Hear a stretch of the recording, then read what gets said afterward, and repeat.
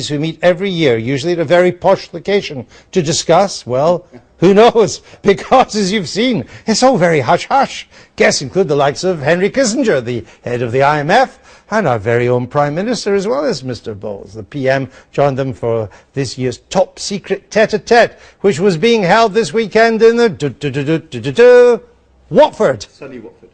It's where world domination begins. It's like Christmas for conspiracy theorists, including our Adam.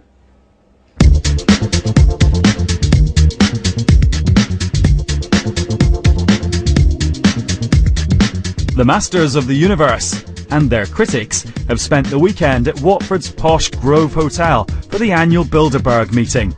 Could that be the Prime Minister? Did George Osborne and Ed Balls share a ride? Is that the boss of Amazon or of Google?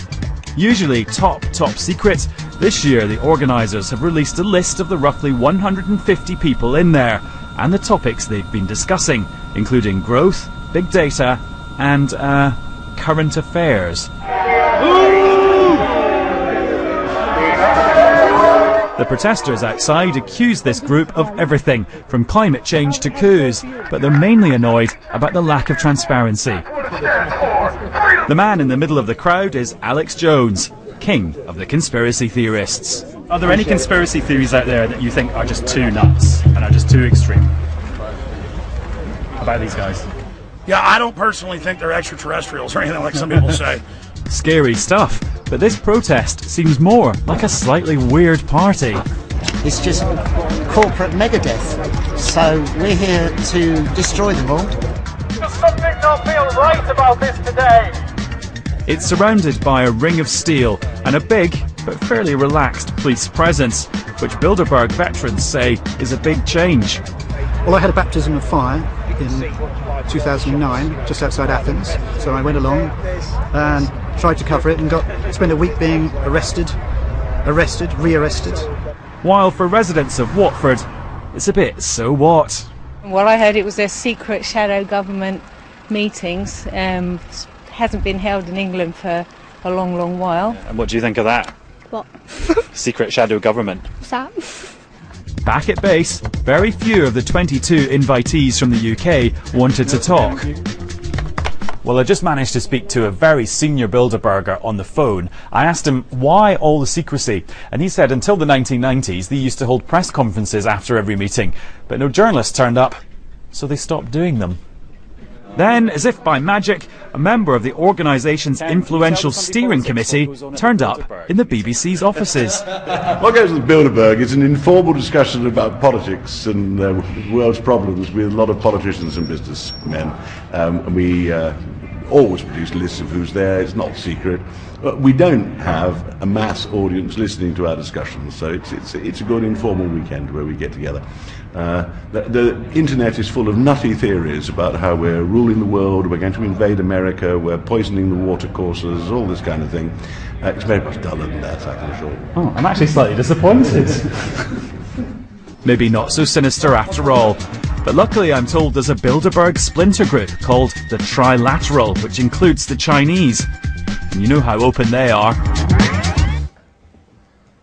That was Adam Fleming reporting from Watford. We've not seen him since. So if you see him, point him back here. We're joined by Alex Jones, an American shock jock. He's been campaigning for more openness at the Bilderberg conference. David Aronovich, who's always sniffy about conspiracy theories. He's a columnist for The Times. Alex Jones, you've been covering Bilderberg for a long time.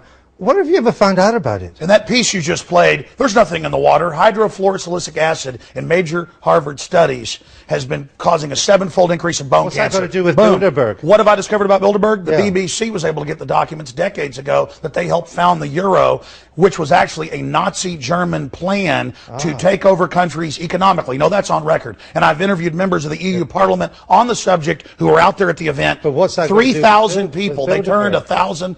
Bilderberg is heavily involved in the EU plan and helped hatch it, and it is a Nazi plan. They had Lockheed scandals, just like the big lobbying scandals right now in the 70s, and that's why the SS officer, Prince Bernhard, the founder, had to step down. It is the ultimate lobbying meeting while you guys have this huge scandal going on. Your prime minister's going there. Balls was just here, Bilderberg group member. We have forced them from cover to admit that there are puppeteers above the major parties. David around. So now we know Infowars.com now we know that Bilderberg has given us the euro.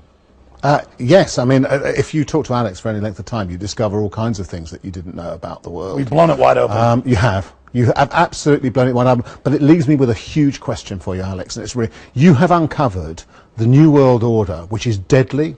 It's full of what you call people who are criminals. Well, this is what I'm coming to. It's full of criminals, etc., who seek to run the world and will kill anybody who gets in their way. And you are almost, or have been, a lone crusader powering against them. No, so how come? How am I alive? How are you still alive? Why am I alive? Well, no, which is yes. Listen, Why am I alive? Which is the explanation? One, they don't exist. Or two, you're part of the conspiracy. No, let me tell you a story. I say the first. 5 years ago when Obama and Hillary... I say the second. 5 years ago when Hillary and Obama were at Bilderberg and the Secret Service was there in helicopters, the New York Times came out and said I was crazy. There was no Bilderberg group meeting. And my wife got phone calls, and so did I, threatening to kill us. And the people said, and you better take it serious because you were just talking to your dad that was in the hospital.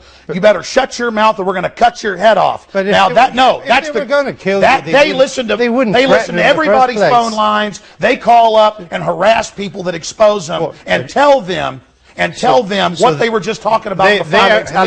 You're going to say there's no spying. Alex, it's like Nazi Germany. You only spy on the bad guys, huh? You let him speak now. Well, sir, I saw one of your ministers say this, though. No, Alex, I'm here. It's tyranny. No, shut up. Infowars.com. I'm here to testify that your head was not cut off.